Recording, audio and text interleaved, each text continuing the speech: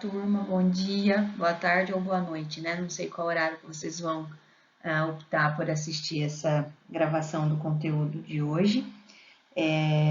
Bom, essa é efetivamente a nossa segunda aula da disciplina de diagnóstico por imagem, medicina veterinária, né? Método de diagnóstico por imagem. E hoje a gente vai falar um pouquinho de radiologia de tórax, tá, pessoal? Lembrando que esses conceitos aqui, na grande maioria que a gente visualiza nessas aulas, eles independem, né, da espécie animal, tá? Hora ou outra a gente menciona algumas especificidades aí, né, mas são conceitos que a gente leva dentro da disciplina de uma maneira geral, tá? E a gente vai adequando aí na nossa rotina clínica prática ao longo da vida de vocês, certo? Bom, para a gente começar a falar, né, de radiologia de uma região específica, a gente precisa relembrar alguns conceitos que a gente viu na aula passada. E a gente vai relembrando isso sempre à medida que a gente for avançando, para cada dia mais ficar fixo esses conceitos, né? E vocês se adaptarem a eles, se acostumarem com eles, tá? Então, falando um pouquinho de densidade radiológica, tá? Densidade, né? O quanto uma estrutura ela vai ser visualizada ou não num raio-x, né? Como ela vai se apresentar. Então, para a gente se lembrar, né? Nessas imagens aqui que vocês veem, visualizando nesse slide, a gente observa que quanto mais denso a estrutura, mais radiopaco, mais claro, mais próximo do branco aí, né? Fica essa estrutura, tá? Então, o ar, por exemplo, se apresenta mais para o preto, mais voltado para o preto, tá? Mais radiolucente, que a gente chama. E aí a gordura já numa apresentação num cinza, um tom de cinza, aí um pouco mais claro, né? Depois água e tecidos moles, vocês veem bem mais radiopaquinho aí, ó, radiopaco, né? Um pouco mais claro. Depois minerais e ossos também, né? Lembrando que na região medular dos ossos, até em função da localização de vasos, enfim, né? Dos poros ali, a gente tem uma regiãozinha mais radiolucente, mais escura, tá? A gente tem líquido ali naquela região, né? E também espaços ali que possuem essa característica um pouco mais radiolusta, como vocês veem aqui, tá? E aí, quanto mais denso no caso do metal, mais brilhoso, né? Mais radiopaco vai ser a imagem, certo? Mais uma informação super importante para a gente dar prosseguimento aqui às nossas informações é a questão do efeito silhueta. Não sei se todo mundo tem isso claro da aula anterior, tá? Então, quando eu tenho objetos que possuem uma mesma densidade radiológica e que se sobrepõem, tá? Então, subtraindo muitas vezes os bordos ou adicionando muitas vezes esse bordo, sabe? E aí é isso que causa muitas vezes confundimento, a gente tem dificuldade de delimitar onde começa e onde termina uma ou outra estrutura, um outro órgão, tá? Então é importante a gente também lembrar dessa questão do efeito silhueta, tá? Mais uma informação extremamente importante é a questão do momento correto, né, de radiografar o tórax, a gente já viu, né, aquilo que a gente chama de momento mais adequado é o pico de pausa inspiratória, tá?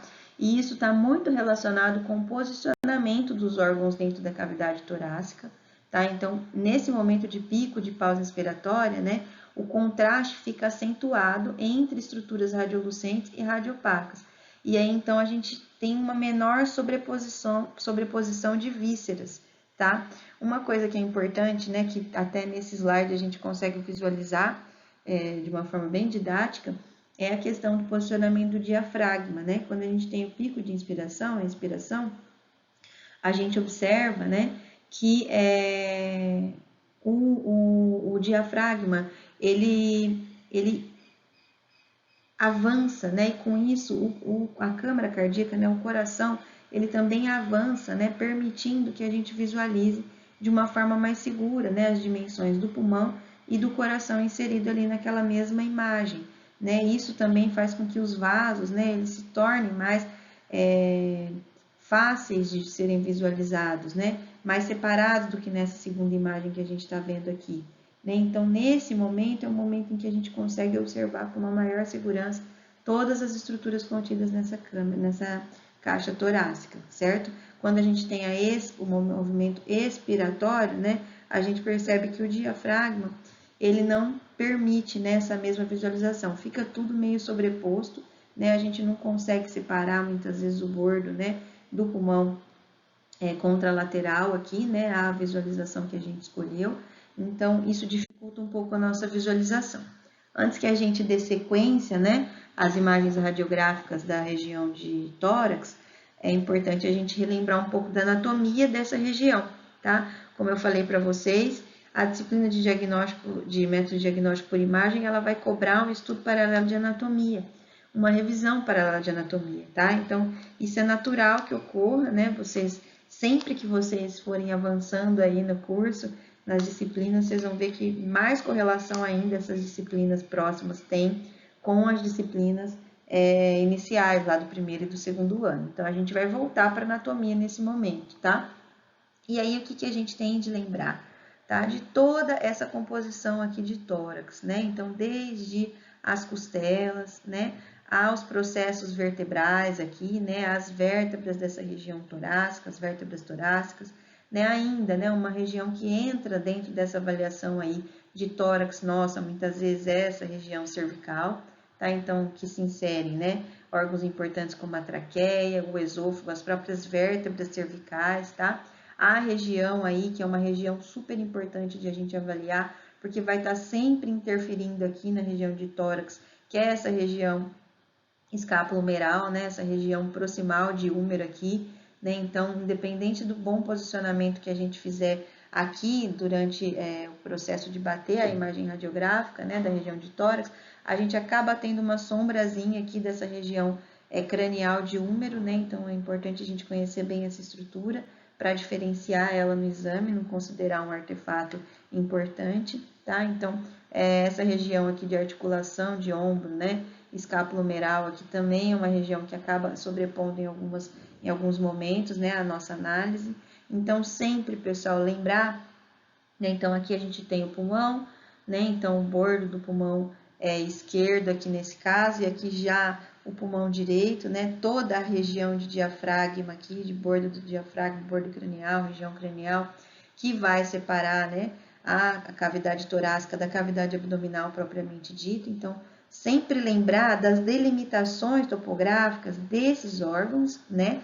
E da disposição deles. Então, lembrar aqui, sob o pulmão, né? Numa imagem sendo tirada, né? Obtida nesse posicionamento, a gente vai ter câmara cardíaca, o coração. Então, a gente vai ter a sombra desse coração lá no raio-x, né? Na imagem radiografada. E aí, lembrar, então, dos grandes vasos que a gente tem aqui, né? Para a gente também considerar a avaliação dos mesmos, né? Então, aqui, né? E lembrando também dessa inserção, né? De esôfago e de traqueia, né? Então, a gente já tem aqui, ó, a traqueia, nesse momento aqui, bifurcando, né? Nos brônquios pulmonares, tá? Nos dois brônquios pulmonares, direito e esquerdo. E aí, paralela a ela, o esôfago, né? Passando aqui em cima bonitinho, ó, que vai também adentrar a cavidade torácica e até inserir lá no estômago, na região de cavidade abdominal, tá? Então, é importante a gente ter essas estruturas bem demarcadas, assim como as faces, obviamente, musculares, né? Para a gente não se perder na hora de avaliar a imagem. Então, lembrar um pouquinho dessa questão da anatomia, voltar nos nossos atlas, voltar lá na anatomia dos animais domésticos, nosso famoso CISOM, né? Para vocês recordarem um pouco dessas estruturas, essa topografia, para na hora que a gente observar uma imagem como essa, as dúvidas que possam vir a surgir serem mínimas, certo?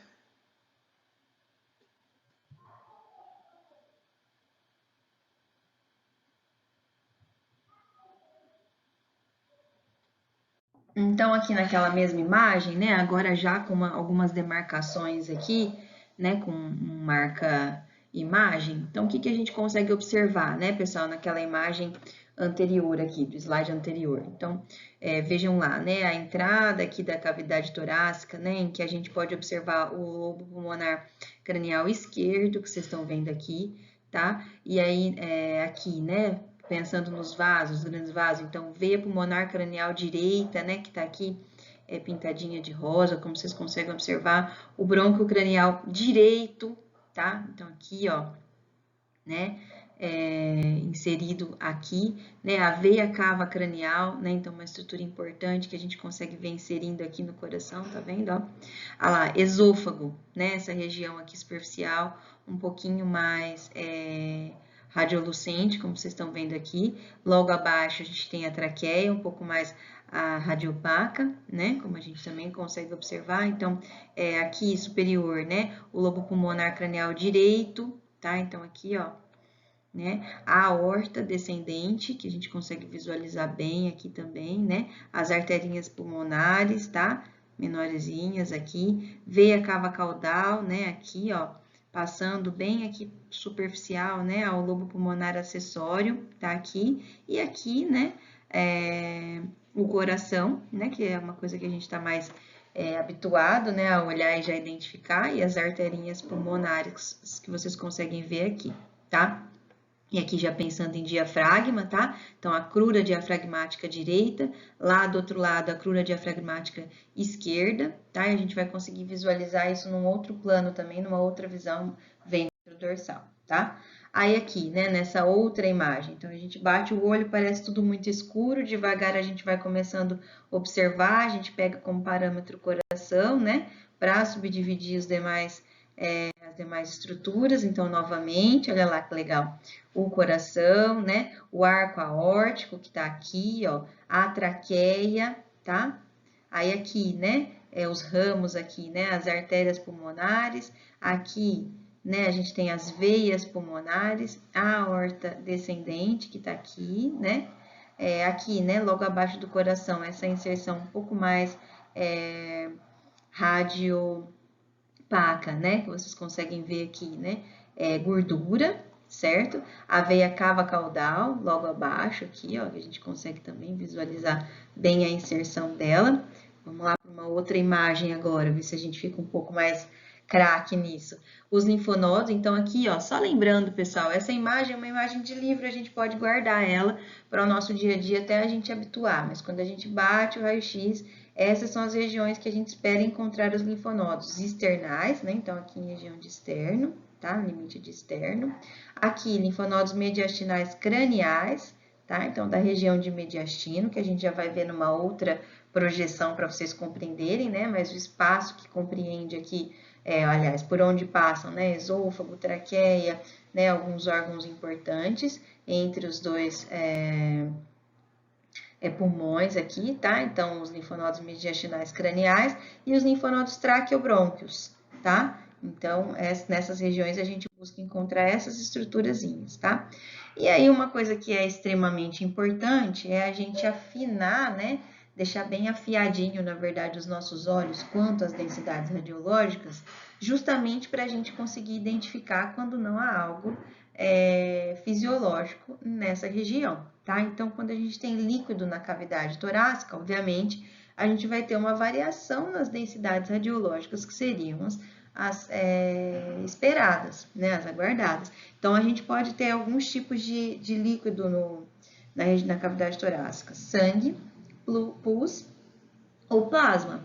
Tá? Então, quando a gente tem acúmulo de líquido na cavidade torácica, né, os famosos pneumotórax, a gente tem esse tipo de visualização aqui. Vocês conseguem compreender, né, o quanto que isso fica embaçado, né? Fica difícil, dificulta a nossa visão ali.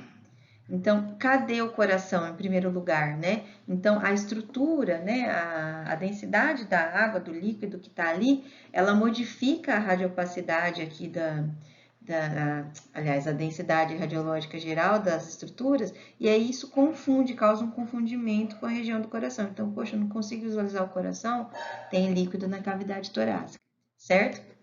E por que, pessoal? Qual que é a indicação da radiografia de tórax? Por que a gente tem que radiografar tórax? Quando eu vou indicar isso, né? Então, quando eu suspeito de alterações de trato respiratório posterior, né? O animal tem ali uma condição clínica, tá ofegante, né? A auscultação, eu percebo alguns sibilos, né? Uma alteração importante ali, que é sinal, né, de que há alguma enfermidade acometendo o trato respiratório posterior. Então, sugiro, né, peço que seja feito uma radiografia de tórax. Ou ainda, né, se eu suspeito de algum tipo de alteração cardíaca, o animal tem uma sintomatologia que envolve aí algumas das grandes patologias cardíacas. Então, também, nesse caso, posso solicitar uma radiografia de tórax, tá?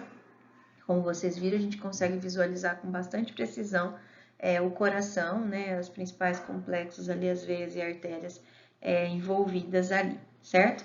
Pesquisa de metástases também, se eu suspeito de algum tipo de... Se o animal tem algum tipo de tumor, quero pesquisar metástases, na radiografia a gente consegue visualizar bem isso.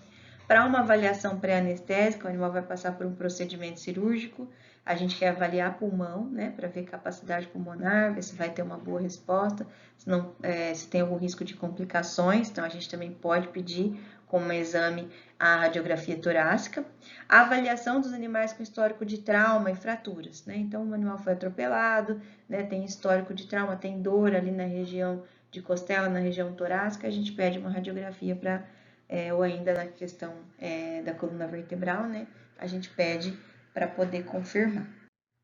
Bom, com relação ao posicionamento, né, o que a gente tem que sempre pensar? Aquilo que a gente já vem falando desde a nossa primeira aula. O posicionamento, na maioria das vezes, ele é 50% de uma boa imagem no final. Porque ele vai determinar, né, se eu vou ter distorções e artefatos. Ao longo das nossas aulas, a gente vai estar sempre discutindo algumas alternativas, né, alguns apoios que a gente tem aí para melhor posicionar os animais, a fim de reduzir o risco de distorções e artefatos. E, além disso, a gente tem que pensar também de uma forma, posicionar de uma forma na qual o tempo, né, que o animal vai ficar exposto à radiação seja o mínimo possível, tá? Então, para ser o mais rápido quanto for possível, principalmente considerando que a gente precisa fotografar aí, né, radiografar aí aquele indivíduo no pico inspiratório. Então, a gente, respeitando aí a frequência respiratória desse animal, a gente tem que ser mais rápido quanto possível, tá? Sempre que a gente for fazer uma projeção, a gente vai ter que lembrar que a gente vai ter que posicionar o animal de duas maneiras, já que a gente precisa de, no mínimo, duas projeções e que sejam estas perpendiculares, né? Então, uma lateral e uma ventrodorsal ou dorso ventral, certo? Lembrando sempre disso. Então, num exemplo aqui de uma projeção lateral, seja ela direita ou esquerda, né? Para vocês entenderem a maneira como a gente tem que conter esse animalzinho. Então, aqui na foto do exemplo, a gente tem um cão. Então, a gente usou aquelas almofadas de areia, né? O livro mostra aqui com a ilustração daqueles pesos de areia, né? Para evitar mais do que um operador exposto aqui à radiação, tá? Então, olha lá, ó, mais uma vez, né? Os membros anteriores estirados, né? A cabeça bem posicionada, a placa, né? O cassete bem orientadinho ali no início, né? No finalzinho, a região cranial de região caudal de região torácica, né? Adentrando o tórax até a região de diafragma. O cassete posicionado direitinho, como vocês estão vendo, né? Uma almofadinha para melhor posicionar aqui, lembrando que esse suporte aqui, né, tem que ser uma espuma, algo que seja transparente ao ser submetido à radiação, para não interferir na sombra aqui da imagem radiográfica que eu vou ter no final, certo? Posicionei o indivíduo, vou posicionar a minha ampola, tá? Bonitinha, para que a gente consiga bater, então. Para que a gente consiga bater a nossa imagem, né?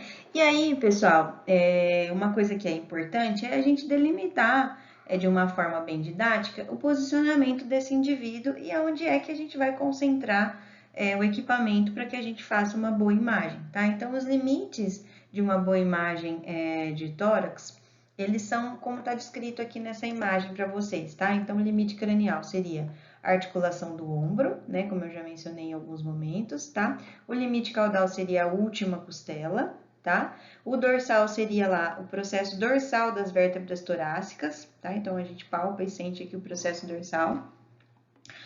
O limite ventral seria o externo, né? O externo entra na radiografia, na imagem, certo? O centro seria aí caudal ao bordo caudal da escápula, tá? Então, a gente tem que sempre lembrar, né, que é daqui em diante, né? Embora a gente pegue como referência a imagem a partir daqui, tá? Da articulação do ombro. Então, pessoal, é mais ou menos isso daqui que a gente vai, dessa forma que a gente vai posicionar o animal para a gente ter uma boa imagem de tórax, certo? Dando prosseguimento aqui, então, mais uma imagem, né? Então, posicionamos, bateu, né? Então, uma imagem perfeita, né? Daquilo que seria uma radiografia de tórax bem feita. Então, a gente consegue observar aqui já a região de diafragma, as costelas sobrepondo aí, né? Parênquima pulmonar, pulmão, o coração, né? E aí, pessoal, por que, né? Que a gente deve fazer, então, uma lateral direita e esquerda do tórax, né?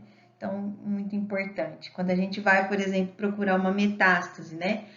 A gente não consegue transpassar a imagem, sendo que a gente só realizou apenas uma projeção, uma lateral direita, por exemplo. Então, a gente precisa fazer tanto uma direita quanto uma esquerda, né? Para a gente melhorar a nossa, ampliar a nossa área de visão, nosso campo de visão, né? Para a gente visualizar em ambos os lados, né? Procurando aí, então, por sinais de metástase, como a gente pode ver nessa radiografia aqui da direita, certo? Então, sempre importante a gente pedir as duas laterais quando a gente quer fazer uma avaliação geral do tórax, quando a gente suspeita de alteração cardíaca ou uma alteração neoplásica que seja, certo?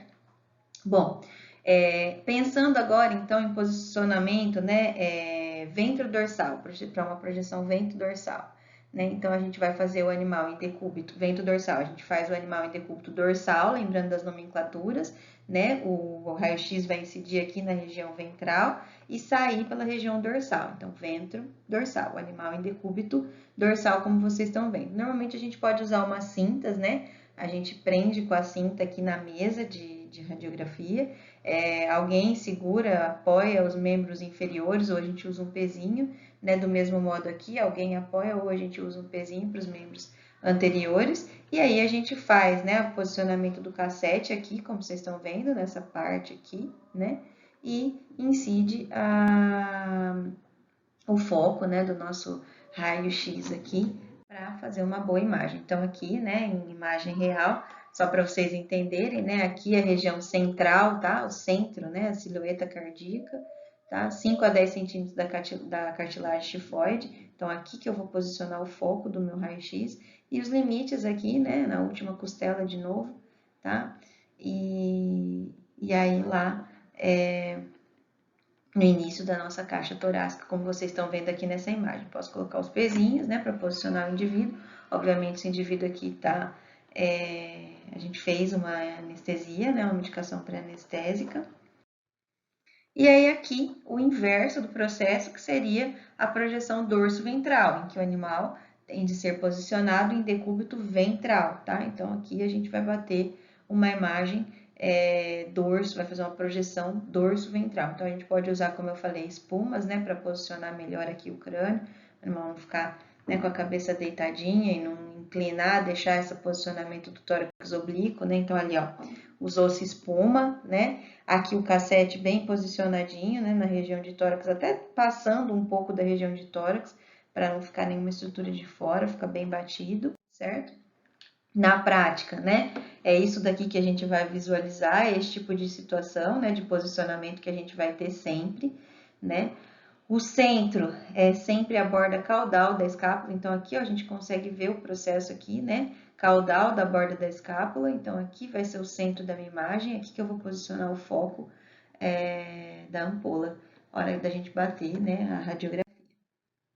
Nessa outra imagem, tá? Pessoal, agora é importante, né, a gente vê a questão dos gatos, né? Então a contenção, às vezes, ela acaba tendo que ser um pouquinho mais bem feita, de forma, né, até com auxílio aí de um operador, como vocês estão vendo. Então, aqui numa projeção látero-lateral, né, aqui numa projeção ventro-dorsal, né, como vocês estão vendo aqui, o posicionamento é muito similar, mas a gente precisa de auxílio, certo?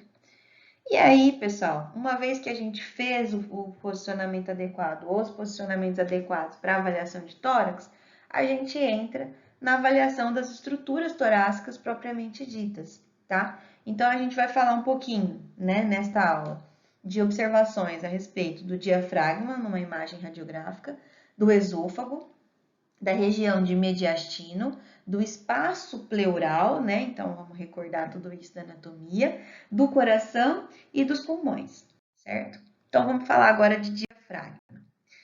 Bem, então, como todos vocês já sabem, né, não é segredo para ninguém mais, o diafragma, né, é uma estrutura responsável, né, por separar, delimitar aí a cavidade torácica da cavidade abdominal, né? Então, em uma projeção dorso-ventral, é isso que a gente visualiza, tá, pessoal? Então, aqui, ó, o diafragma acaba adquirindo essa visualização um tanto quanto mais radiopaca, né? Então, um acinzentado mais clarinho, mais tendendo para o branco em comparação com a região de tórax. Então, fica bem nítido para nós essa divisão, né? Então, esse arco que forma aqui do diafragma a gente chama de cúpula, tá? E aí, numa projeção ventrodorsal, a gente consegue visualizar a cúpula e as cruras, né? Que eu mostrei para vocês lá quando a gente começou a aula falando um pouquinho da anatomia. Então, as duas cruras aqui, direita e esquerda, desse indivíduo numa projeção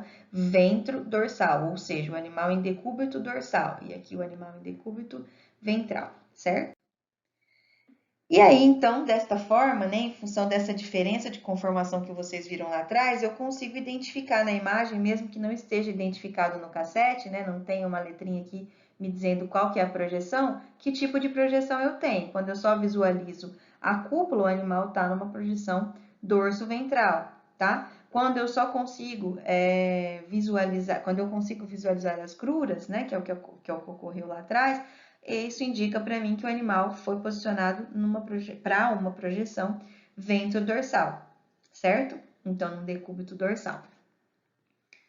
Facinho, né? Então, fica esse macete aí para vocês, né? Para identificarem, caso não venha direitinho na imagem descrito qual foi o tipo de projeção que foi realizada, tá?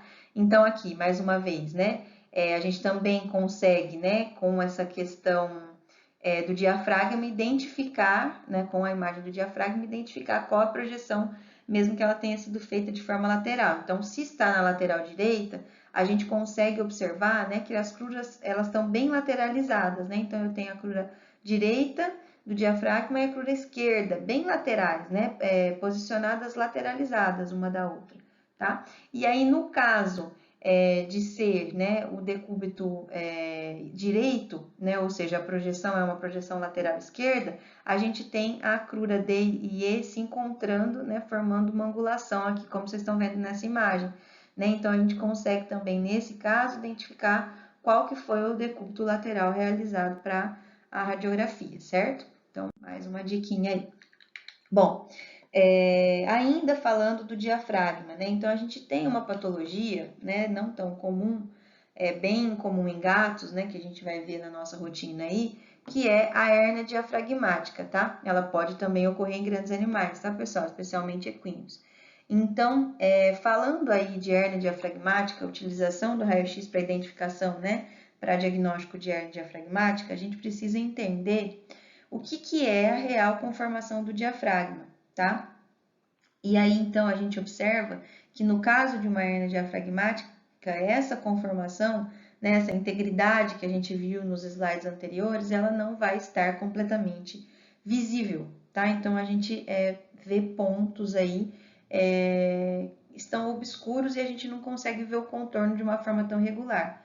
Por que isso? Porque em função dessa herniação, dessa abertura, desse ósteo, né, na camada que compreende o diafragma, a gente vai ter deslocamento de alguns órgãos, tá? Ou ainda o que pode acontecer é uma efusão pleural em função dessa hérnia, certo? Então, a gente começa a ver, né, uma irregularidade de contorno, como a gente vê nessa região aqui, tá? Os órgãos costumam invadir, né, a cavidade abdominal, ou ainda os órgãos da cavidade abdominal podem também vir a invadir a cavidade torácica, tá? Isso faz perder contorno de outros órgãos. Então, importante, tá? Uma patologia que é importante, o raio-x é uma ferramenta de importante auxílio diagnóstico aí, tá? E agora, gente, vamos falar um pouquinho da região de mediastino, né? Não sei se todo mundo lembra do mediastino, mas o mediastino é justamente essa parte aqui que tá com pontinhos pretos, tá vendo? A rachuradinha, né? Que é uma região livre, né? Entre os lobos pulmonares, em que a gente observa a passagem de traqueia, esôfago, né? O posicionamento da câmara cardíaca se dá bem nessa região também. Então, a gente tem os grandes vasos sendo compreendidos por esse espaço, tá? Então, nada mais é do que na definição básica, lembrando da nossa anatomia, o espaço entre as pleuras, tá? Então, pleura direita, né? E pleura esquerda, no meio eu tenho o mediastino, tá? Então, ele ocorre desde a abertura cranial, né? Desde que abre, né? Se aqui na caixa torácica, descendo, até a região de diafragma, tá? Que tá aqui, né? Essa lista aqui, certo? Até, então, depois, né? Novamente, do externo até a coluna, né? Então, é toda a caixa torácica aqui, né, compreendida mediada pelo mediastino, por isso mediastino, certo? Então, o que a gente observa ali naquela passagem, né, nesse espaço? A traqueia, o coração, a aorta, a veia cava caudal e também tecido adiposo, tá? Então, a gente pode observar ainda, né, gás no esôfago, né, a aerofagia, então a gente observa uma quantidade muito grande de gás nessa região, pode estar relacionada à aerofagia ou ainda aqueles cães que são braquicefálicos, né? Que já vêm ofegantes aí da sala de espera, né? Então, a gente vai para o exame já imaginando que nesse animal eu vou encontrar um ar, né? Uma sinalização radiográfica de ar nessa região, tá? Ou ainda, né? É comum que nessa região a gente sabe que animais jovens têm o timo, né? Que é precursor de células T, né? Que é um órgão responsável, né? Pelas células T, né? Então, nos animais mais jovens ele é muito desenvolvido, em algumas raças específicas, né? E aí a gente observa que essa área tem essa massa, né? Que é o timo. Então, é importante também a gente saber disso para diagnóstico diferencial, certo? Ainda, né? Nessa região, pode ser que a gente não consiga observar com tanta visibilidade, né? Com tanta precisão. A veia cava cranial, ainda o tronco braquiocefálico, né? A capa serosa esofágica, né? Ali a camadinha serosa, né? Do esôfago. A borda externa da traqueia talvez não fique tão delimitado pra gente, né? E ainda os gânglios linfáticos. Nem sempre é possível que a gente observe de uma forma bem nítida, né? Como a gente pode observar aqui, né? Aqui o tronco braquicefálico, né? A gente consegue observar um pouquinho ali dos linfonodos, uns pontinhos, tá? Então, em algumas radiografias a gente consegue observar, né? Essas estruturas, em outras não, tá? E aí, fora aquilo que é fisiológico, dentro dos limites normais, né? De cada estrutura aqui dentro da cavidade torácica, a gente ainda pode encontrar algumas anormalidades. Então, a primeira delas que merece destaque é o pneumomediastino, né? Que nada mais é do que o conteúdo de ar aqui, né? Nessa região de mediastino, tá? Então, isso, algumas patologias respiratórias, elas causam isso, né? E a gente observa que a imagem, obviamente, nessa região vai ficar em função do ar, né? Do acúmulo de ar, mais radiolucente, tá? Ainda a gente pode ter massas de tecido mole, né? Aí com uma radiolucência, né? Diferente para essa região, tá? Então, malformações ou malformações neoplásicas, né? Malformações congênitas e ainda o acúmulo de líquido, de fluido, tá? E isso também, uma condição de pneumonia, né? Uma condição patológica, o animal pode desenvolver essa condição e a gente vai notar, obviamente, uma diferença na radiopacidade dessa região em função dessa característica do fluido. Então, aqui nessa imagem é aquele mesmo animal do slide anterior, né, que vocês observam que tem, né, algo diferente ali na região mais ventral ali do pulmão, né, caudal, caldo ventral ali. E aqui, o que a gente observa, pessoal? Que, olha, a gente tem um acúmulo de fluido aqui nesse pulmão, né, e isso dificulta até a visualização do coração, né? Como a gente tinha visto naquele primeiro exemplo dos principais sinais aí de achados irregulares no tórax, tá? Então, por aqui a gente já começa a observar que tem algo ruim que a gente precisa investigar melhor, certo? Agora, a gente vai falar um pouquinho de esôfago, certo? A gente vai entender direitinho qual que é a localização dessa estrutura no tórax, lembrar, né? Recordar é viver. E aí a gente vai ver algumas imagens para conseguir entender melhor o que é a representação radiográfica dessa estrutura anatômica. Então, a localização, né? A gente consegue radiografar o esôfago numa projeção lateral, obviamente dorsal, a traqueia intratorácica. Então, entre a aorta e a veia cava caudal, ele está posicionado, tá?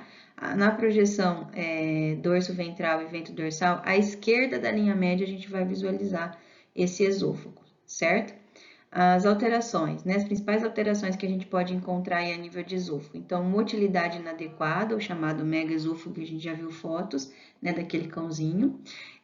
Massas, malformações, né, ali, então, massas naquela região. Constrição esofágica e ainda corpos estranhos. A gente pode visualizar nessa região, né, principalmente os filhotes que têm aí um apetite ainda depravado, né? Então, acaba ingerindo corpos estranhos com mais frequência. Bom, então aqui só para vocês lembrarem, né, das visualizações que a gente já fez nos slides anteriores, isso daqui é uma característica de megaesôfago, então vocês veem, ó, que há uma superdilatação. Então, aqui, obviamente, a gente fez um esofagograma, né? Então, tem uma substância de contraste, um contraste aqui que foi utilizado. Então, olha lá, a gente observa essa super, né, dilatação aqui já em cavidade torácica do esôfago, tá? Então, isso é bem característico megaesôfago. Ainda constrição, né? Quando que a gente tem situação de constrição? Então, a gente observa que tem uma dilatação numa região, né? E aí, isso depois, né, de um certo ponto aí, já começa a normalizar novamente, como vocês estão vendo aqui. Então, aqui em verde, né, tem essa dilatação exagerada, então, ou seja, fez-se uma constrição da minha substância contraste, do contraste aqui nessa região, tá? Então, isso normalmente, pessoal, está relacionado ao arco aórtico persistente, né, uma patologia que acomete muitos cães, né, e aí acaba que o esôfago ele sofre uma constrição nessa altura aqui, como vocês estão vendo. E aqui, né, a gente observa nessa terceira imagem aqui o corpo estranho. Então, já lá também em cavidade torácica, ó, a gente vê que tem alguma estruturazinha aqui diferente que está bloqueando, né, que está obstruindo aí o esôfago, certo? Bom, falando um pouquinho agora sobre traqueia, né, então algumas anormalidades que também envolvem aí a traqueia num exame radiográfico, aqui que a gente pode observar a constrição do lumen da traqueia, assim como a gente pode observar no esôfago, pode ocorrer também na traqueia, né, uma aspiração acidental aí. Um colapso traqueal, que a gente pode, que a gente observa, né, as paredes da traqueia elas colabam, né, então isso pode ser difuso, pode ser em vários pontos da traqueia, certo? Hipoplasia traqueal, né, normalmente nas raças braquicefálicas a gente observa essa hipoplasia, por isso, né, raças braquicefálicas têm essa dificuldade de respiração. Edema ou hemorragia de mucosa, então a gente vai perceber que nessa região, né, o aspecto vai estar em função do líquido acumulado ali, o aspecto vai estar um pouquinho mais radiopaco, né, do que radiolucente, em função do ar que estaria passando ali, ou ainda também uma obstrução por corpo estranho, tá? Então, aqui no caso, um exemplo de constrição do lumen, né, ou também de colapso traqueal. Então, constrição, a gente observa que até um certo ponto ele tem o lumen em um diâmetro, né, e depois reduz, tá vendo, ó? Como vocês estão vendo aqui. E no colapso traqueal, como eu falei para vocês, a parede colaba, né, se une. Então, a gente vê um afunilamento aqui dessa região de traqueia, dificultando a respiração. Nesse outro exemplo, um exemplo de hipoplasia traqueal, né, daquelas raças braquicefálicas, como vocês já conhecem, né? Então, também a gente observa aqui, ó, hipoplasia de traqueia, né, bem fininha aqui nessa região, e isso, obviamente, dificulta, né, vai dificultar aí, a passagem do ar. Ainda, né, uma obstrução por corpo estranho, então, aqui, ó, já nessa região, apesar de não ter ficado excelente essa imagem, a gente observa que tem algo aqui que está dentro do lumen da traqueia, tá? E isso obstrui a passagem de ar. Depois, a gente vai para espaço pleural, tá? O que é o espaço pleural? Vamos recordar lá de novo da anatomia. É o espaço entre a pleura visceral, ou seja, aquela camadinha que fica logo em contato com o pulmão, e a pleura parietal. Então, a gente sabe que isso tem uma função, sobretudo, de proteção do parênquima pulmonar, né? Auxilia aí na questão das trocas gasosas, na colabação, tá? Do pulmão, enfim. E normalmente, entre essas pleuras, a gente tem um volume mínimo de fluido. É bem pouquinho fluido que a gente tem ali. E não se detecta em radiografias. Então, a gente não consegue observar esse fluido quando a gente tem uma radiografia fisiológica normal do paciente, tá? Quando, por exemplo, a gente tem uma condição de pneumotórax, aí a gente vai ter acúmulo de gás entre essas pleuras, visceral e parietal. Então, obviamente, a gente vai ver entre as pleuras, né, ali circundando o pulmão, a gente vai ver o aumento de uma visualização de uma imagem radiolucente, tá? Uma imagem mais escura, em função do gás acumulado ali. Ou ainda em casos, né, de efusão pleural, a gente vai ver que vai existir uma diferença na tonalidade de cinza ali ao redor, né, ao entorno pulmonar, em função de acumulação de líquido. Então, o parênquima ele tem uma coloração obviamente, que a gente já está adaptado, e ao redor a gente vai ver que essa estruturazinha, essa camadinha, né, de pleura, ela vai estar exacerbada, ela vai estar mais evidente, tá? E aí, se estiver uma evidência mais radiolucente, é então caracterizado como pneumotórax. Se tiver elucidado de uma forma mais radiopaca, vai ser então uma acumulação de fluido, certo?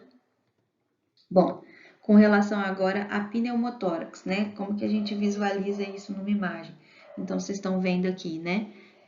Ao entorno do pulmão, né? A gente consegue ver que tem um acúmulo superior, né? Então, o bordo do pulmão, tá vendo? Ó, ele tá um pouco mais denso, né? Então, a gente começa a observar aí que, aliás, a gente começa a suspeitar aí de um pneumotórax, tá? Aí, olha só que legal aqui, ó. Bem característico, né? A gente vê que o pulmão fica um restinho de pulmão e aqui, olha, muito ar, tá? Então, isso é pneumotórax. O amor não te faz perder o ar. O nome disso é pneumotórax. E aí aqui, né, o caso de uma efusão pleural, o que a gente observa, né, olha lá, ó, numa visualização, né, dorso ventral, o que a gente vê? Desculpe, ventro dorsal, o que a gente vê, né? Que o pulmão também ele tá bem, a gente só consegue visualizar algumas partes, o restante fica preenchido por essa camada aqui, ó, mais radiopaca, né? E isso daqui é líquido, pessoal. Então teve extravasamento de fluido entre as pleuras aqui, o aumento do fluido entre essas pleuras, né? Então é isso que a gente visualiza. O parênquima pulmonar, tá vendo? Ó, fica comprometida a visualização, tá? Um outro exemplo aqui, né? De efusão pleural, que ele discrimina pra gente que o animal está em decúbito lateral esquerdo, tá? E aí, o que a gente observa? De novo, tá vendo? Ó, parênquima pulmonar aqui, só que olha só, todo embaçado, né? Então, quer dizer, a gente tem aqui também acúmulo de fluido, tá? Uma efusão pleural nesse caso. Agora, falando um pouquinho de coração. Então, aqui, né, voltando para as nossas imagens pintadinhas aqui, super didáticas, quando a gente olha numa radiografia, logo a gente consegue distinguir, né, colocar em ênfase aí o coração. Então, só lembrando aqui da topografia da câmara cardíaca do coração, né, o ventrículo esquerdo, o ventrículo direito, tá? O átrio direito, nessa região verdinha, o átrio esquerdo nessa região mais amarelinha, que obviamente, né, forma um efeito silhueta aí com o átrio direito, assim como aqui no caso do ventrículo, que vocês estão vendo, tá? Então, veia cava cranial, arco aórtico em roxinho, né? E a aorta descendente, tá? Que já quase aí finalizando a região de tórax para entrar em abdômen, certo? Então, aqui a veia cava caudal, né? Então, cranial e caudal. E aí, essa que é a visualização geral e a subdivisão do coração dentro de uma imagem radiográfica, certo? Então, sempre que a gente vai fazer um laudo, pessoal, a gente discrimina em qual local, né? Qual que é a real localização das alterações aí radiográficas que a gente encontra no raio-x. Tá, então aqui, esse aqui até poderia ser um testinho para vocês entregar depois, mas só para ilustrar, né? Aqui a gente tem o coração, então vou fazer um contorno, tá? E aí, o que a gente observa, tá? Não tá 100% não, mas para se ter uma ideia, tá bom? O que a gente observa? Toda essa região aqui que eu vou circundar em verde, gente, isso aqui é uma alteração no coração, tá? Então, é um aumento no coração. tá? Então, quando que ocorre isso aqui, né? Quais são as circunstâncias que levam a gente a encontrar esse tipo de achado aqui numa radiografia, tá? Então, essa é a tarefa de casa, né? Vou dar a deixa aí, então tem as insuficiências cardíacas, né? Que fazem aumentar, a gente observa aqui que alguns órgãos, né? Esôfago já ficam até meio deslocados, justamente em função desse aumento do órgão que a gente consegue visualizar bem aí. Então, como que a gente descreveria isso daqui num laudo, né? Um aumento, né, do músculo cardíaco na região de átrio esquerdo, certo? Que é a localização aqui, né? Então, avançando aí para a região de ventrículo, inclusive. Então, isso é a forma como a gente descreveria no laudo e é o tipo de achado que a gente tem em um animal com algum tipo de patologia cardíaca, certo? Bom, agora aqui, né? Aquele mesmo animal, né? Agora num decúbito dorsal, então a gente tem uma projeção ventro-dorsal, como vocês podem observar aqui. E olha isso daqui, né, pessoal? Olha o tamanho desse coração, né? O tamanho desse músculo cardíaco aqui. Então, aqui a gente já observa que tem algum tipo de problema, tá? E aí a gente volta então para a clínica, de novo fazendo as correlações aí com as outras disciplinas, para tentar encontrar que tipo de patologia que é essa descrita aqui, tá?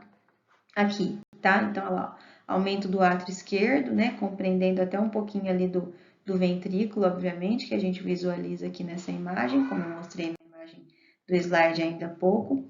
E aqui, né, a gente tem, né, o chamado D invertido, né, em função desse aumento da câmara cardíaca aqui, do músculo cardíaco.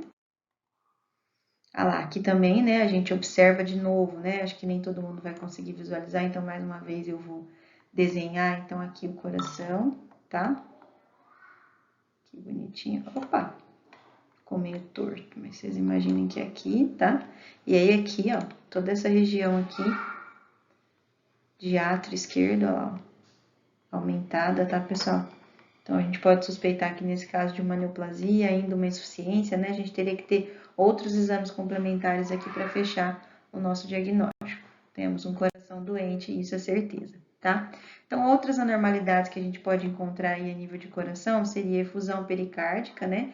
A gente vê que aumenta o contorno ali um pouco mais radiopaco da região em função do acúmulo de líquido ali, extravasamento de líquido do pericárdio. Algumas anormalidades vasculares, então colabação de algumas artérias importantes, tá? Ou a veia. E os pulmões radiopacos, né? Quando eu tenho um pulmão muito radiopaco, quer dizer que a gente pode ter também aí uma insuficiência cardíaca que está levando a essa característica, certo? Então, a maioria das patologias cardíacas a gente consegue visualizar bem quando a gente tem uma radiografia de tórax, tá? No caso aqui da efusão pericárdica, ó, então vocês observem lá, né? Que a gente tem, de novo, líquido, fica essa coisa embaçada, um confundimento aqui da imagem, tá? Bem característico. Aqui, novamente, ó, fica então um pouquinho mais radiopaco, né, essa imagem ao redor, porque eu tenho muito líquido acumulado aqui. Aí aqui, né, o que seria a silhueta do coração. Então, essa imagem aqui é outra, que é para a gente visualizar 1, 2, 10, 200 vezes, até a gente conseguir gravar o que seria a ocupação do coração dentro da caixa torácica, tá? E aqui também, ó. E aí, de acordo com essa localização aqui, a silhueta fisiológica, a gente conseguir identificar aquilo que está anormal, né? Então, aqui para a gente construir, né, essa silhueta, né, a gente faz analogia a um relógio, né, e aí então a gente consegue observar se há ou não aumento das câmaras cardíacas de uma forma focal, né? Então, você constrói um relógio aqui, né, na caixa torácica, na projeção ventro-dorsal, e aí, obviamente, o centro do tórax vai estar basicamente no centro aqui do coração, né? E aí a gente consegue, então, definir, né, o arco aórtico como das regiões de 11 a 1, tá? Se passar dessa região, tá aumentado. O tronco pulmonar, região de 1 a 2, tá? A aurícula esquerda, 2 e 3, né? Então, se passar demais aqui o aurículo esquerdo, a gente já tem que, né, desconfiar. O ventrículo esquerdo, de 3, região 3 até 5, tá? Se tiver maior que isso, né, a gente também pode suspeitar aí de um aumento. Aí depois o ápice, né, que seria a região 5 aqui, o ápice. Se ele estiver maior, ocupando 6, 7, quer dizer que eu tenho um aumento aqui evidenciado. O ventrículo direito de 5 até 9, mais que isso, né? Tá aumentado. E o aurículo direito, o ato direito, de 9 a 11, como a gente visualiza aqui, tá? Maior que isso, se ele está ocupando um espaço maior que esse, ele está aumentado. Então, a gente, no início, né, até que a gente pegue prática, a gente traça esse relógio imaginário, né, na imagem radiográfica, e aí a gente consegue determinar se tem alguma região que apresenta discreto aumento, tá bom? Bom, aqui, né, a mesma coisa, no caso da posição lateral, seja direita ou esquerda, né, a gente faz o traçado do relógio, certo? E aí, com isso, a gente também delimita, né, as porções aí das partes anatômicas do coração, tá? Logo, turma, algumas alterações secundárias, alterações cardíacas que a gente pode ver que nos auxilia muito, né, no diagnóstico, são essas a seguir aqui, né? Então, por exemplo, quando eu tenho alteração de átrio direito, né, quando eu tenho aumento da região de átrio direito, normalmente eu tenho uma elevação da traqueia, né, automaticamente é adjacente ali, então ela vai também, né, modificar o seu posicionamento, então eleva a traqueia e perde a cintura cranial ali, né, de átrio direito. Então, a gente observa esses dois tipos de alteração. Quando a gente encontra alterações de aumento de átrio esquerdo, por exemplo, a gente tem uma elevação dorsal da traqueia distal e da carina, tá? O deslocamento dorsal do brônquio principal e ainda uma proeminência visível do átrio esquerdo. Ele fica muito mais evidenciado, como a gente viu naquela foto, com uma alteração de átrio esquerdo, tá? Quando eu tenho alteração de ventrículo direito, a gente também observa que o ventrículo ele vai ficar colado no externo, tá? O coração fica muito próximo ali do externo, tá? Ainda eleva também a traqueia dorsalmente, né? Em relação à coluna torácica e arredonda a borda cardíaca direita. Então, a gente vai observar, obviamente, que vai ficar mais arredondado, né? Aquela borda do coração ali do lado direito. E eleva também a veia cava caudal, que está naquela região, né? Então, a gente vai observar que ela vai estar posicionada acima do que deveria. Quando eu tenho alteração de ventrículo esquerdo, perda da cintura caudal com a borda cardíaca esquerda mais verticalizada, né? Ela vai ficar mais em pezinha, porque aumenta, fica mais arredondada aquela região, obviamente, ela vai ficar mais vertical aí, alinhada à região external do animal. Bom, então aqui, né, mais uma alteraçãozinha para a gente visualizar, de novo aqui uma alteração de átrio esquerdo, né? Então, vocês veem que tem uma efusão aqui, né? Tem um acúmulo de líquido, né? A imagem não tá das melhores, tá vendo? Deu uma estourada aqui, mas dá pra gente perceber essa alteração. Eu vou deixar essa daqui para vocês riscarem, para vocês treinarem. Aqui, né, ainda falando de coração, a gente ainda tem uma medida, né, pra gente quantificar aí os aumentos que a gente encontra em imagens radiográficas de coração, que a gente chama de Vertebral Health Score. Né? Então, é uma medida quantitativa, então ela leva em conta variações da anatomia do tórax para quando eu tenho aumento generalizado da câmara cardíaca. E aí, como que eu procedo, né, essa avaliação para dar esse índice, né? Eu meço o eixo longitudinal cardíaco, ou seja, da carina até o ápice, e depois eu meço o eixo transversal cardíaco, ou seja, perpendicular ao eixo longitudinal que eu já medi, na parte mais larga do coração. Então, só para a gente compreender, tá aqui um exemplo, né? Então, a medida longitudinal, que vocês estão vendo aqui, da carina, né? Até ali o ápice cardíaco, aqui cortou a imagem, mas até a pontinha mesmo.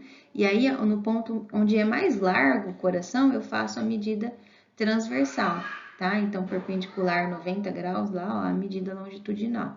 Então, eu coloco essas medidas sobre as vértebras torácicas, começando pela T4, tá? Conto o total de vértebras cobertas pelas duas medidas, obviamente, tá? E aí, então, as medidas normais para cães é de 8,5 a 10,5 e de felinos de 7,5 é a proporção aí que a gente tem que encontrar, certo? Porque eu vou somar, né, essas medidas aí. Aí, uma outra avaliação, né, que é empírica, para quando eu tenho um aumento generalizado da câmara cardíaca para gatos, o coração acaba ficando mais alongado e também horizontal, parece que ele está deitado, né, e não na vertical, como na maioria das imagens que a gente viu aí atrás, ou ainda lateral, né, ocupando de 2 a 2,5 espaços intercostais. Em cães de raças mistas, né, o espaço lateral aí de 3 a 4 espaços intercostais ele passa a ocupar quando está com aumento generalizado. Na projeção dorso-ventral, ele ocupa 2/3 da cavidade torácica, então a gente classifica que ele tem um aumento generalizado nesses casos. Bom, falando agora aqui um pouquinho de pulmões, né, sobre os pulmões, então, tanto para cães quanto para gatos, né, a anatomia do pulmão é essa que a gente já conhece, que está aqui, que a gente vai revisar através desse quadrinho aqui, tá? Então, a gente tem ali, ó, o lobo cranial, né, a porção cranial do lobo cranial, certo? O lobo acessório, que está aqui, o lobo acessório, a porção caudal do lobo cranial, né, que está aqui, o lobo médio, certo? Porção caudal do lobo cranial, o lobo médio. E aí eu tenho o lobo caudal esquerdo, né? E o lobo caudal direito, tá? A parte direita do lobo caudal. Aí, pessoal, um outro ponto importante aqui, se tratando de radiografia de tórax, é a gente saber separar o que seria um tórax de um felino, né, de um gato, como vocês podem ver aqui na imagem da esquerda, e de um cão, né? Então, alguns aspectos importantes, né, só para a gente deixar claro aqui para vocês nunca mais esquecerem, né? Toda vez que a gente olhar, né, um tórax, né, com um pulmão com essa característica aqui mais espiralada, tá vendo, ó? O pulmão ele tem essa característica mais estreladinha, né? Como vocês estão vendo, e aqui, né, o tórax começa bem afuniladinho, né? E depois ele vai aumentando, então a gente tem caracterizado aí um tórax de um felino, tá? E aí outro ponto importante também que é legal pra gente ver é que o coração, ele é mais pontudinho, né? Ele é mais cilíndricozinho, como vocês estão vendo aqui, tá? Enquanto que lá no cão, olha só, ele já vem um pouco mais espesso desde o começo, esse tórax, né? E a caracterização, ela é bem triangular, né? Então, a gente consegue traçar uma linha aqui quase que triangular nesse pulmão, né? Então, o formato, ele é um pouquinho mais regular aí do que no caso o do gato, tá? Que tem essa voltinha aqui um pouco mais proeminente. Além disso, a gente observa também que o coração, ele é bem mais circular, né? Bem mais em formato de círculo aí, tá? Menos cilíndrico. Então, pessoal, são mais ou menos essas diferenças que a gente tem que se atentar quando a gente pegar uma radiografia sem identificação, certo? Aqui nessa outra imagem, né, um ponto também importante é a gente separar também, topograficamente, como a gente fez com o coração lá atrás, as regiões do pulmão, né? Então, por exemplo, aqui, né, a gente tem o lobo cranial esquerdo, aqui o direito, aqui o medial, né, e aqui o caudal. Nessa imagem, né, a gente não consegue visualizar o lobo acessório, mas quando a gente verifica nessa outra imagem, aqui, né, a gente vai conseguir dividir de uma forma melhor, tá? Então, os lobos, né, a topografia lá do pulmão. Então, aqui, seja ventro dorsal ou dorso ventral, né, a gente consegue visualizar o lobo cranial direito e o esquerdo, o medial, né, direito e esquerdo, aqui caudal, né, e aqui o lobo caudal direito e esquerdo. E aqui, olha só, o lobo acessório, como vocês estão vendo aqui, certo? Nessa outra imagem aqui, né, que tá bem mais bonita, né, um equipamento bem mais moderno, então a gente consegue ver direitinho, eu vou tentar ladear ela para vocês aqui com um pincel verde, ó, a traqueia, né, então ela se subdividindo aqui nos brônquios, tá? Aqui, né, não sei se vocês conseguem visualizar, acho que todo mundo vê, né? E aí depois distribuindo-se aí pelos lobos, tá? Então os ramos, os bronquíolozinhos aqui se subdividindo. O coração, né? Então a gente consegue ver bem clarinha essa região de mediastino, então bem bacana. À medida que a gente vai melhorando a qualidade da imagem, mais segurança a gente tem para observar aqui as alterações nessas imagens. E aqui, para quem ainda não tinha visto, numa versão colorida, né, a subdivisão, como a gente já falou, lobo cranial direito, lobo cranial esquerdo, lobo médio direito e esquerdo, lobo acessório, o caudal direito e o caudal esquerdo. Bom, pessoal, e quanto à avaliação dos pulmões, algo que é importante a gente deixar claro, né, é importante a gente gravar aí para o nosso dia a dia, para a nossa rotina, é que o pulmão ele tem alguns padrões radiológicos, certo? Então, nós vamos falar aqui dos 4 padrões em que os pulmões podem se apresentar. Então, primeiramente, o padrão vascular, tá? Em que os diâmetros dos vasos sanguíneos podem estar tanto aumentados quanto diminuídos, né? Então, tem um padrão vascular, que a gente vai avaliar, o padrão bronquial, né? Em que as paredes das vias aéreas pequenas aumentam de espessuras, né? Com aspecto donuts, né? Que o pessoal fala. Então, isso é importante também, né? A gente observar.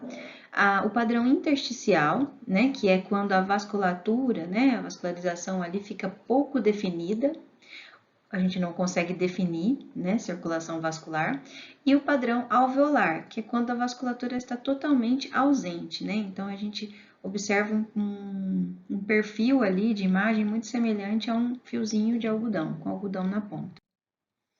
Além disso, né, em se tratando do padrão radiológico vascular, o que a gente pode observar, né? Os diâmetros dos vasos sanguíneos pode tanto estar aumentado quanto diminuído, né? E os vasos sanguíneos, eles são localizados a cada lado dos brônquios lobulares, dos lobos, né, pulmonares ali. Então, aqui, ó, só para a gente compreender direitinho o que eu quis dizer na slide anterior, nessa imagem está demarcado duas estruturas. E nessa imagem aqui da direita, a gente consegue ver essas duas estruturas. Vou passar o cursor aqui para vocês enxergarem. Então, a gente observa bem proeminente esses vasos, né? Então, esses vasos, eles estão com diâmetro aumentado, tá? E isso, então, seria o padrão vascular desses pulmões. E aí, pessoal, falando dos padrões radiológicos do tipo alveolares, a gente observa, aliás, a gente não observa vasculatura, né? Fica difícil a gente conseguir diferenciar os vasinhos aqui da estrutura de parênquima pulmonar e o restante. E uma coisa que é importante nesse tipo de visualização é a gente notar que os brônquios, né, eles apresentam gás, né? E aí, na pontinha deles, né, normalmente a gente vai observar que vai ficando mais claro quando vai ficando na pontinha, e isso se mistura com o parênquima, então a gente não consegue ver a terminação do brônquio, né? Só vê dos bronquíolos, a gente só consegue ver as pontinhas, tá? Então, isso é importante também, em algumas imagens a gente consegue visualizar, nem todas, né? Aqui também, ó, nessa imagem fica bem legal da gente mostrar, a gente tem divididinho, né, aqui, ó, quando a gente chega, né, os brônquios, então, e aí no lugar aqui, né, dos bronquiolozinhos, a gente vê que formam-se algumas bolinhas, né, mais claras, como a gente vê aqui, né, tá, às vezes aqui, né, então em alguns pontinhos aqui, ó, aqui outra, vou colocar só um pinguinho para vocês tentarem enxergar, aqui outra, então a gente vê, nessa imagem tá melhor, né, para visualizar, que a gente tem, ó lá, aqui, ó, maiores, né, essas diferençazinhas, né, então nesse caso aqui também ilustrando lá o padrão do broncograma aéreo, né. Então, ainda além desse, né, como a gente mencionou lá atrás, a gente tem o padrão radiológico intersticial, né, quando a gente observa algo radiopaco no parênquima pulmonar, tá? Isso pode ser causado, pessoal, por fluido, tá? Então, sangue, pus, plasma, ou ainda células provenientes de inflamação, ou ainda neoplásicas, ou ainda o tecido fibroso, tá? Normalmente, nesse tipo de padrão, a gente também tem uma pobre visualização dos vasos. Aí, aqui, só para vocês entenderem, né, a gente vê lá, ó, que a estrutura já vai ficando bem radiopaca, né, bem acinzentada, com muita dificuldade da gente visualizar, né, então isso daqui é acúmulo de fluido, né, a gente vê aqui o lobo caudal, né, bem difícil de a gente visualizar, né, toda a questão, toda a vascularização, a gente vê os pontinhos mais escuros, né, mais radiolúcidos aqui, mas a gente não consegue identificar esses vasinhos. Aqui, né, nessa outra situação aqui, nessa outra radiografia, uma pneumomicose, né, então aqui é uma radiografia lateral esquerda do tórax juncão, e aí a gente tem vários nódulozinhos pequenos, né, tipo miliares ali, ó, tá vendo? A gente vê que tem uma estrutura diferente, né, olha lá, modificando o padrão do parênquima pulmonar, né, deixa eu tentar desenhar aqui para vocês, que eu acho que fica de melhor visualização quando a gente faz assim, então aqui, ó, vários nódulozinhos pequenos, né, dando um aspecto diferente aí ao parênquima, né, pessoal? Então, isso daqui, ó, é algo com o qual a gente tem de se preocupar, certo? aqui, né? Um outro padrão intersticial também muito interessante, né? É o padrão chamado de padrão nodular, né? Miliar quando tá bem pequenininho, quando essas nuvenzinhas estão bem pequenininhas, né? E aí o nodular quando elas começam a ficar maiores, né? Como vocês estão vendo aqui, né? Como estão vendo aqui, ó. Então, esse tipo de padrão aqui, pessoal, a gente pode, é indicativo, né, sugestivo de células neoplásicas, tá? Então, obviamente que só com o exame de raio-x, né, só com a radiografia torácica a gente não pode assegurar que é uma neoplasia, existem outros exames adicionais, né, complementares que a gente pede para ter certeza, obviamente que se a gente já vem avaliar um animal que tem um tumor aqui, uma neoplasia mamária primária, a gente já desconfia, né, de uma metástase, mas pode ser, por exemplo, algumas doenças causadas por fungos, né, que tendem, né, a formar alguns esporos, enfim, e isso caracteriza também a presença desse tipo de patologia aqui, mas é muito característico de doença neoplásica, certo? Bom, e aí uma outra situação, né, que é muito comum em humanos, principalmente aqueles que fazem uso do tabaco, né, a inalação de fumaça, o enfisema pulmonar. Então, vocês observem, né, que esse pulmão aqui, ele fica totalmente transparente, olha, a gente consegue ver as inserções, né, então a vascularização praticamente completa, todos os bronquíolozinhos aqui com detalhes, né, totalmente transparente. Isso quer dizer que tem acúmulo de fumaça, né, então aqui nesse órgão. Né? Obviamente que isso acontece em cães e gatos não pelo mesmo motivo, mas, por exemplo, animais, né, que foram vítimas de queimadas, né, que inalaram muita fumaça, apresentam esse aspecto aqui nos pulmões. E ainda, né, a gente não poderia também deixar de mencionar os padrões radiológicos bronquial, né? Os broncos acabam ficando mais visíveis do que aquilo que é comum, do que o normal, né? E aí se apresentam com aspecto de donuts, né? Rosquinhas. É uma indicação de uma enfermidade crônica do brônquio, né? E pode ser causada por parasita, por algum agente infeccioso ou ainda as hipersensibilidades, né? Os processos alérgicos. Então, aqui, a gente consegue visualizar as estruturas brônquias com muito mais ênfase do que de fato deveriam. Né? Se a gente piscar, né? Se a gente abrir e fechar os olhos, a gente consegue também fazer esses círculozinhos, né? Assim como esses que já estão prontos em algumas regiões aqui, tá? Então, a gente observa com muito mais facilidade aí. Olha lá, mais uma vez, né?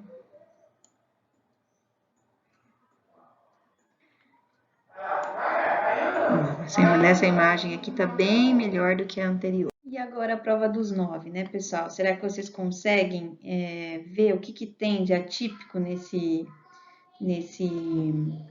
imagem? Né, eu vou, na verdade, já respondendo vocês aqui, porque no final eu vou deixar 2 casos clínicos para vocês sugerirem aí, tá? Mas é só para vocês entenderem, olha lá, a gente vê aqui a delimitação de pulmão, nesse lobo mais caudal a gente vê que há preenchimento por ar, né, pela tonalidade aqui mais radiolúcida, radiolucente, né? E aqui a gente nota que tá mais radiopaco, tá? E o que isso significa, pessoal? Que por algum motivo isso daqui não tá conseguindo se inflar de ar, a gente pode ter fluido, né? Ou algo que esteja impedindo esse pulmão de expandir, né? E aí, o que pode ser aqui? Então, a gente tem que trabalhar com diagnóstico diferencial para neoplasia, né? Para talactasia, a gente chama, né? Ou alguma outra doença que incapacite esse pulmão aqui de expandir, certo?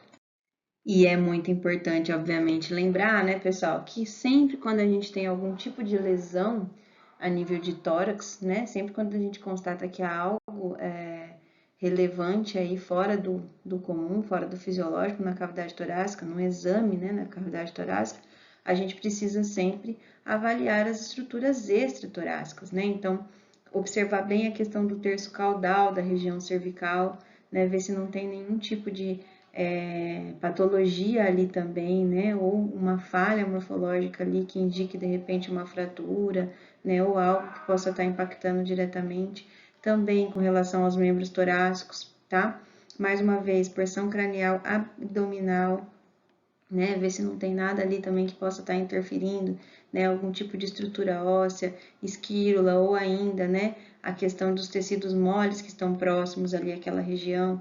que pode, toda a esqueletopia, enfim, coluna, costelas, que pode estar perfurando algum órgão ali naquela região de tórax, né, o pulmão, o coração, enfim. Tudo isso é muito importante a gente fazer avaliação, não só avaliação geral da imagem, como também avaliação clínica, né? E as vísceras abdominais, como por exemplo o fígado, tá? Então é muito importante também, sempre que, mesmo que a gente avalie, né, faça uma avaliação torácica, para algumas patologias a gente ter como diferencial a avaliação do fígado também, tá? Para confirmar aí algumas possibilidades, certo? Bom, agora, pessoal, quero deixar aqui para vocês alguns casos clínicos, né? Vocês vão responder esses casos clínicos no questionário que vai estar sendo disponibilizado junto com o link para que vocês tenham assistido essas aulas até aqui, né? Então, abaixo aí vocês vão ver um espaço para vocês responderem as questões. Então, aqui o caso clínico 2, o caso clínico 1, perdão, eu vou pedir para vocês observarem, né? Sempre focando aí a região torácica, obviamente, mas sem deixar de considerar as regiões anexas, tá? Então, todo o caso clínico está contado na questão do formulário, vocês vão observar lá. Aqui é a imagem do caso clínico 2, tá? Então, vou deixar lá a perguntinha também para vocês responderem aí. E o caso clínico 3, vocês podem voltar nessas imagens através do arquivo em PDF que eu disponibilizei no grupo de WhatsApp também. E por hoje é só, pessoal. Vamos dar uma pausa, né? Vamos recuperar o fôlego, rever essa aula de novo, tá? Que é só assim que a gente vai conseguir assimilar alguns conceitos que a gente tem por aqui. Até a próxima, então.